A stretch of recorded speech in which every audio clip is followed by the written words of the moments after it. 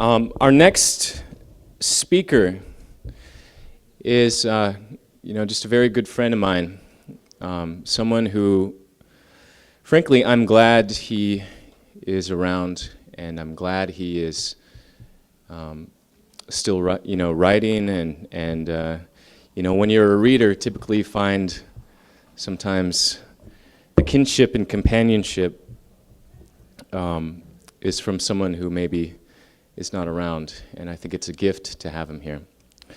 Robert Bringhurst is a typographer, poet, essayist, lecturer, translator, and he told me forester, and he's come out with a lot of wonderful, notable works, within and without the native oral tradition.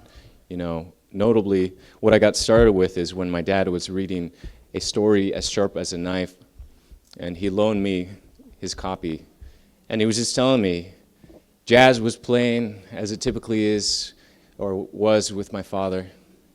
Jazz was playing. His 3 bookshelves, big bookshelves, in his little trailer.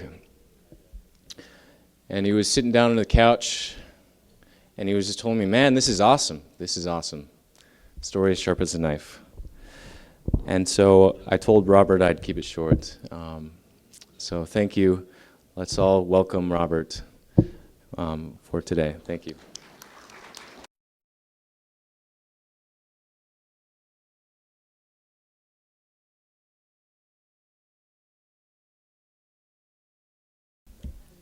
It's a great honor to be here, and I want to thank the Akukwan and all of you for making a visitor from far away so very welcome.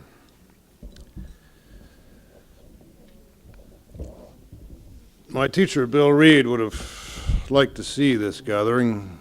He would have been delighted, as I am, to hear some young people speaking Tlingit.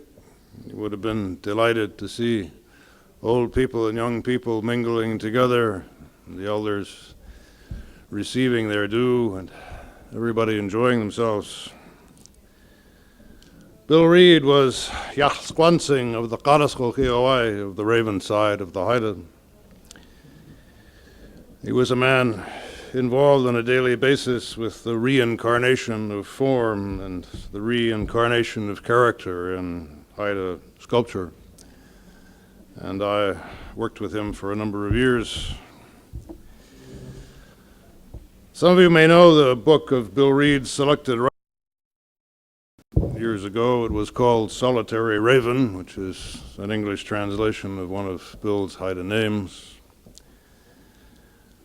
It's a good book, I think, but it was very poorly printed.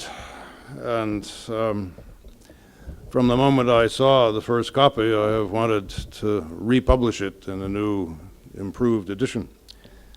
I'm glad to tell you that that new edition is being printed right now. It includes a number of corrections suggested by Bill Holm. It includes some new old pieces of Bill Reid's writing from the 1950s, which got lost and refound along the way and are now in the new book. And it includes a few later editions because Bill Reid has been attacked now and then since his death in 1998. It's remarkable to me that a man who gave so much, who made so much, who reincarnated so much, should be the object of attack, but people often misunderstand the gifts that they're given.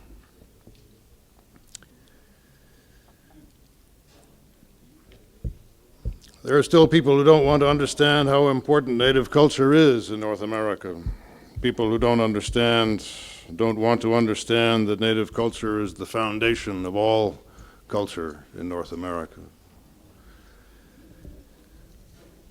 That it isn't possible to live in North America in the long term without that foundation.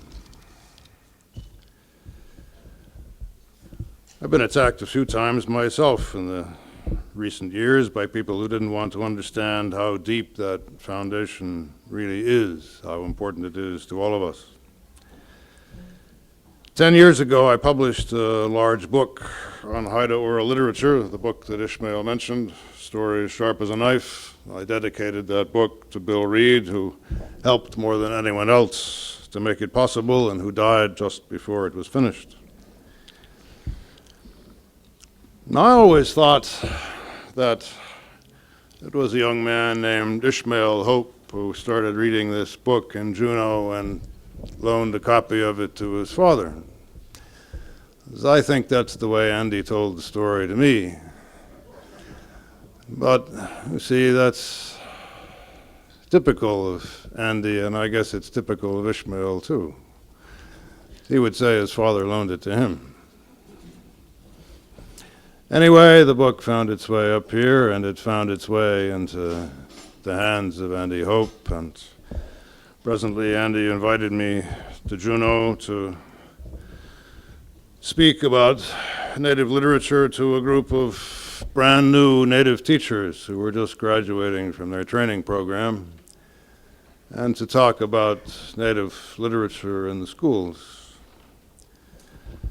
And so in that course of that visit, I got to know and love Andy Hope.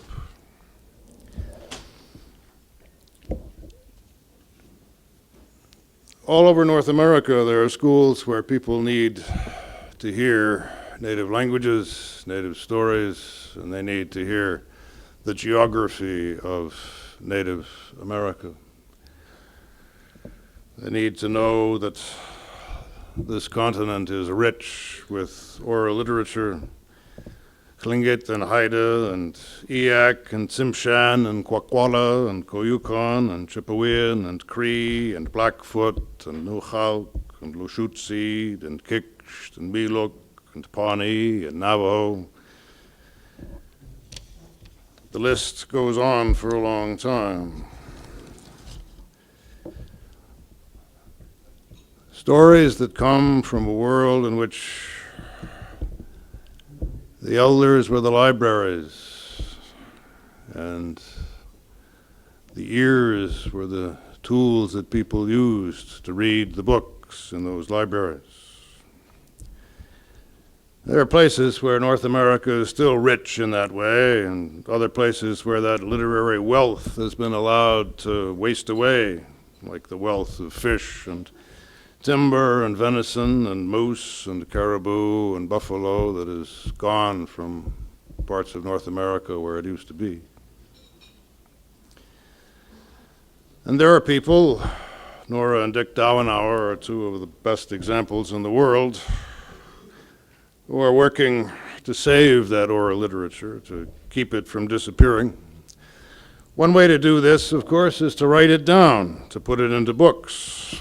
This is something like putting that literary wealth into banks, or putting food into the cash. Except that once it's there, everybody can spend it, everybody can eat from it, and if you take decent care of it, it never disappears. It's like that little bite of salmon and that single cranberry served to guests in certain Haida stories. You eat it and it's still there. You eat it again and again until you're full and it's still there. And you can use it to feed your brother and your sister and your children and their children. That's what books are for. I do my best to keep in touch with Native American literature from all over the continent, and I can tell you that some of the very best books of this kind come from this part of the country. They include a wonderful book by the great Eyak storyteller, the late Anna Nelson Harry, another by the great Tlingit storyteller, Sedaya Elizabeth Nyman from Atlin. They include those magnificent anthologies, Hashuka and Hatuonaguis, produced here in Juneau by Dick and Nora Dauenhauer.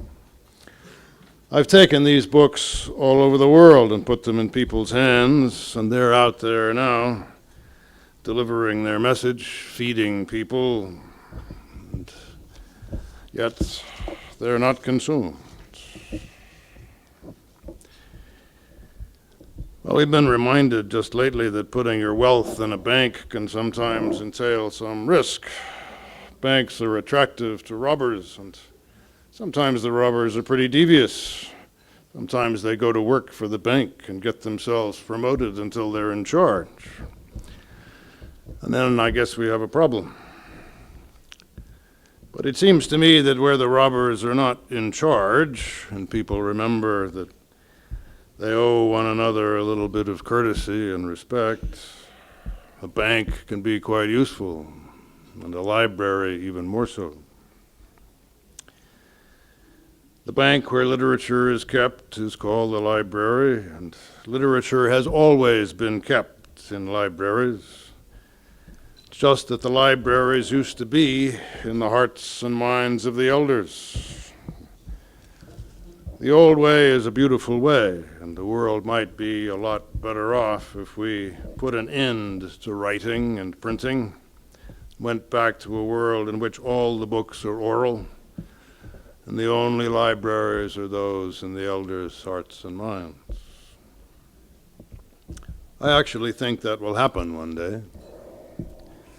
But I don't think it makes any sense to say that one way is right and all the other alternatives are wrong.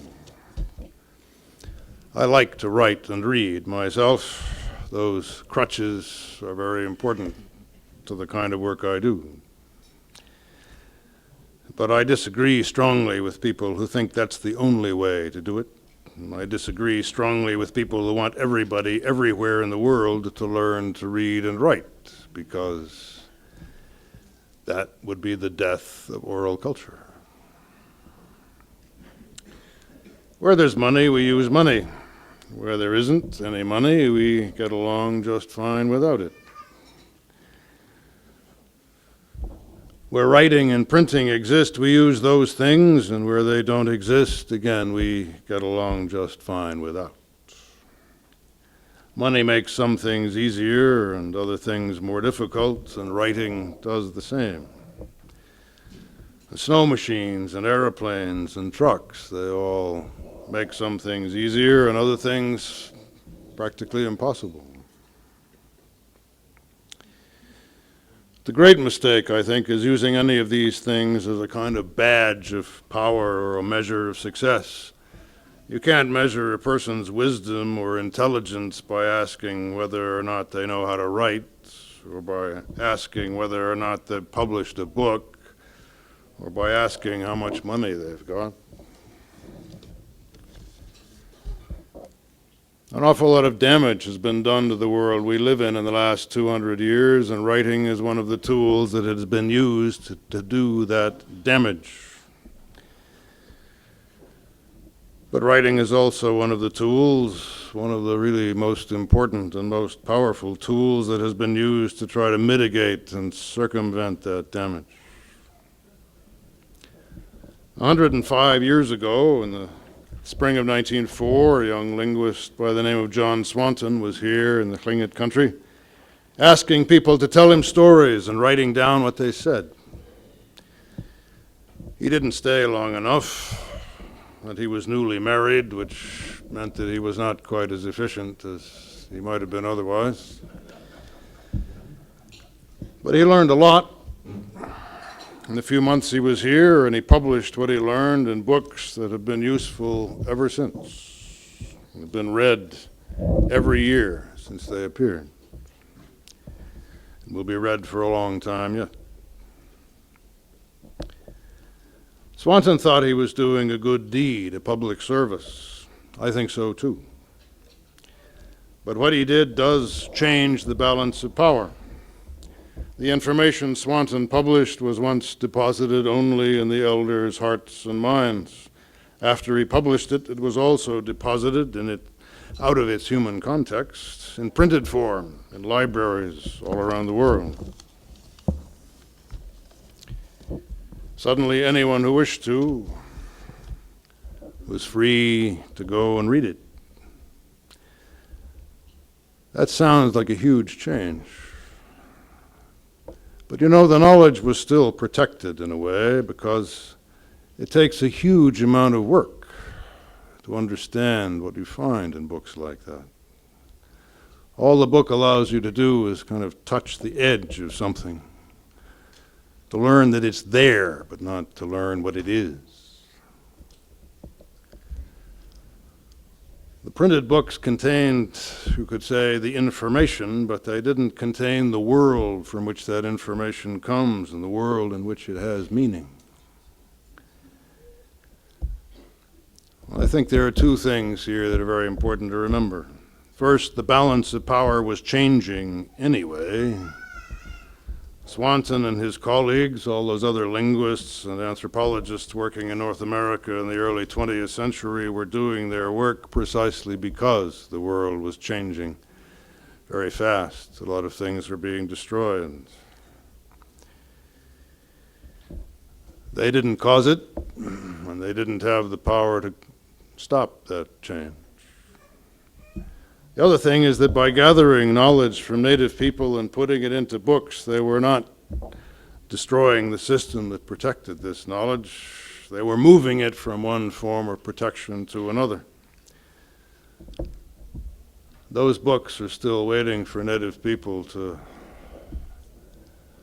take full use of them, put them to work in all the ways that they make possible. In the meantime, a lot of the knowledge in those books is still under lock and key, waiting for the elders to help the rest of us understand what it means and how it means.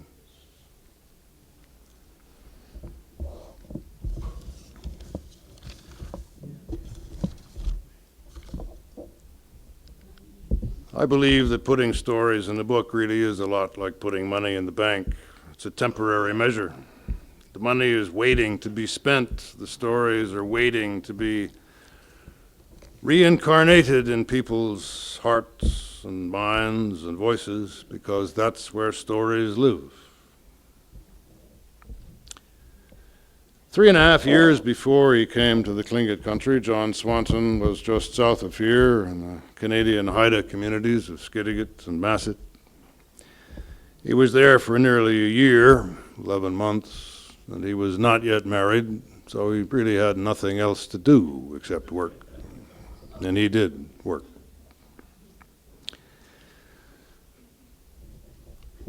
He met a number of great storytellers in the Haida country. And those people working together, the storytellers and Swanton and some others, put a lot of this money in the bank, a lot of this intellectual wealth, this oral literary wealth. The finest storyteller, the finest oral poet that Swanton ever met in his whole life was an old Haida man, an elder by the name of Sky. Belonged to the Punakiawai, an eagle-side lineage from the same territory as the Karaskokigawai, the Raven-side family of Bill Reid. One of the stories that Sky told to Swanton has a lot to do with reincarnation, I think. Begins like this. L'giragang onsuga. L'dargang onsuga. Skemskon ginwait lagan, t'lkan jichlgagang onsuga. L'chatka laga kogagang onsuga. L'dagalang stins. Nang lokonas, kan ising nang hitaganina. Waigan haul khatkaga anagayu gul khakhlal tlkhayang onsuga. Tluga tlahgoga. Waigan khakhdalang onsuga. Waigan gait lakatlarang kwansu.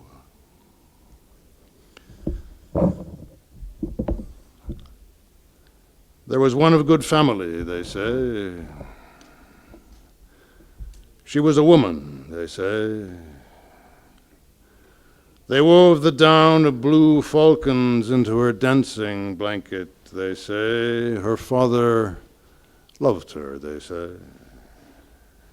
She had two brothers, one who was grown, one who was younger than she. And then they came to dance at her father's town, they say, in 10 canoes. And then they danced, they say. And then they sat waiting, they say. And someone, her father's head servant, they say, went out and asked them, "Why are these canoes here?" "These canoes are here for the headman's daughter." And the headman answered them, they tell me, "Better look elsewhere for water." They left in tears, they say. They came to dance again on the following day in 10 canoes, they say. And again they were questioned, they say. "Why are these canoes here?" "These canoes are here for the headman's daughter." And then he refused them again, and they went away weeping. Then on the following day, someone was there in a harbor seal canoe and a broad hat at early morning, they say. Surf birds lived in his hat, they say.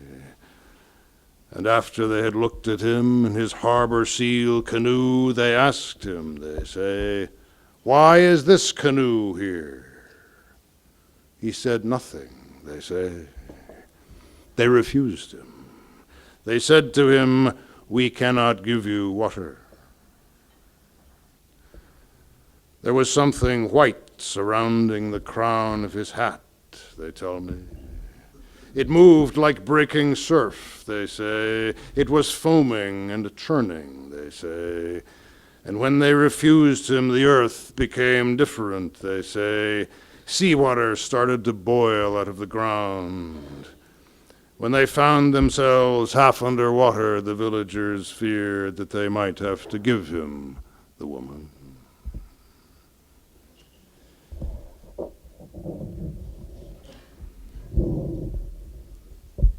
There are a lot of things going on in this story, and you've heard only a tiny part of it.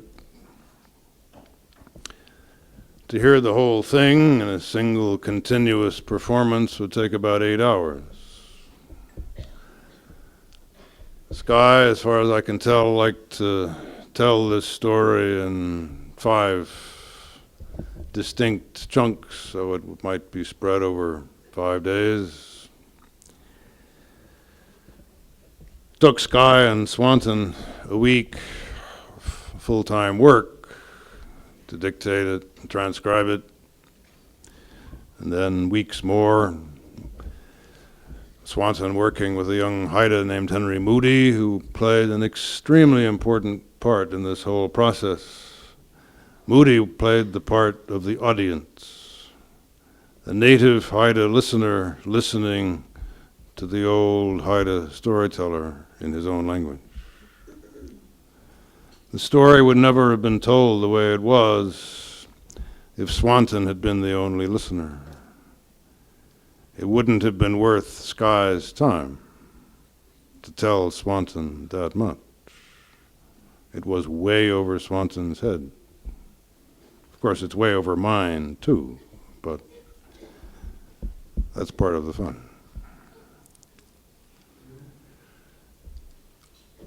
Henry Moody was a young man in his 20s, bilingual in Haida and English, whose culture was in danger of disappearing from his hands. A very familiar position for Native people in this country. And Swanton, using money supplied by the American Museum of Natural History and the Bureau of American Ethnology, paid Sky to teach Henry Moody Haida culture. In exchange, Swanton got to eavesdrop. He got to overhear. He got to listen to the stories. He got to write them down. And then he paid Henry Moody to go over them with him word by word while he learned Haida grammar and vocabulary and began to understand what he'd been listening to for weeks and months.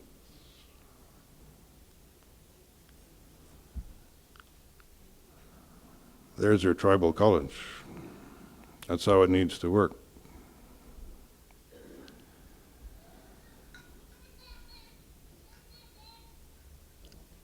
Well, it worked in this case because all three of those elements were there.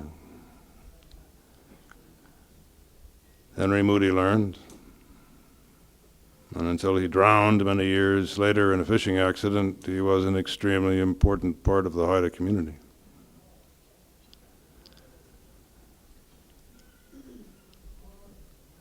Sky got to do what he knew how to do best. Unfold a lifetime of knowledge in the form of stories. And Swanton got to overhear, and through him the rest of us have the same privilege. This changes the balance of power. The story got into a book as well as into Henry Moody's mind and heart. And the books went into other kinds of libraries where other kinds of people could read them. I think the stories are so good, the stories are so deep, the stories are so wise,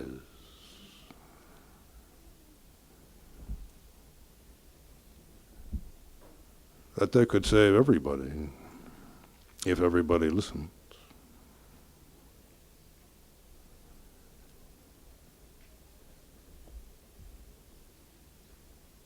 Not very many people speak Haida anymore. Not very many people understand Haida when they hear it spoken. But the stories are not locked in language. They're locked in a relation with human beings. I heard one of the elders here last night say, telling the stories will keep us alive. That's the way it works. Telling the stories will keep us alive, and the stories will stay alive if we tell them. This kind of relationship is what biologists call symbiosis. Two things live together so closely that they become really interdependent. They don't become the same thing, they become a community of things in which the elements have to be together in order for their lives to go on. There are no human beings without stories. They disappear, they die, they vanish. Are there any stories without human beings to tell them? Well, that's a hard question, but I wouldn't count on the stories getting by without any help from human beings.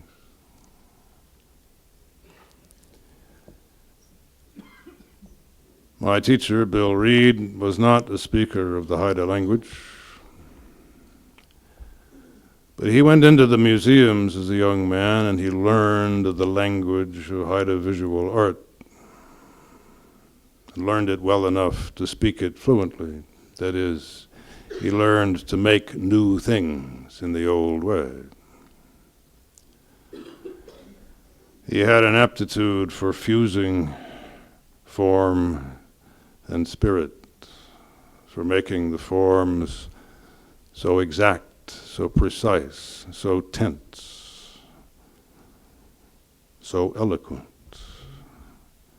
that the spirits wanted to live there, and they did. He wasn't forced to use the old materials. He often did. He often worked in red cedar and other traditional materials, but red cedar can turn into slate, it can turn into mastodon ivory, it can turn into bronze, it can turn into oil paint and canvas.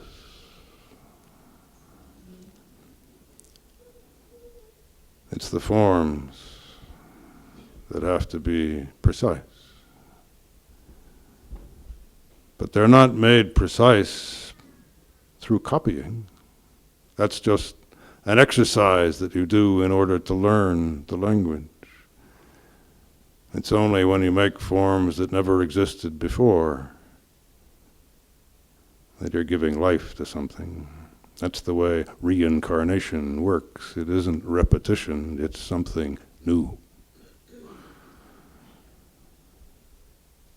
The nature of language is that it transcends itself. It isn't a bucket full of words, a bucket full of sentences that you can exhaust. It's like that bite of salmon, it's like that cranberry. It's never exhausted. It feeds everybody, and it's still there.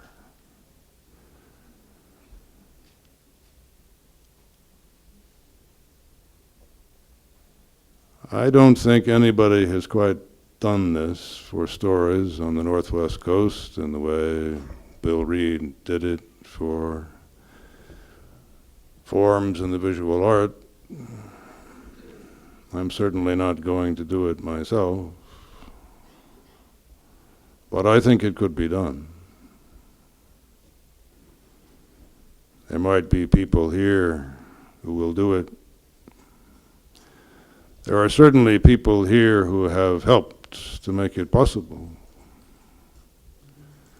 Bill Holm, through his study of the visual art, the language of the visual art on the Northwest Coast. Nora Dauenhauer and Dick Dauenhauer, through their lifelong preservation of Tlingit oral literature. The elders here who still speak the language and the young people who are learning it. That's a great thing. That tribal college that Andy Hope wanted to see would be a great thing. It's just that, I think everybody needs to go to that college. Not just Native people. Everybody. Me and my people. You and your people.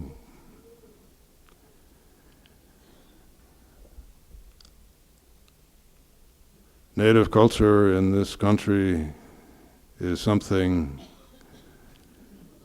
too valuable to be allowed to disappear. We'll all disappear if it disappears. The Europeans don't know how to live here. Native people do. You just have to look around this world and see how we're still destroying it in order to see how important traditional knowledge is, how absolutely indispensable it is.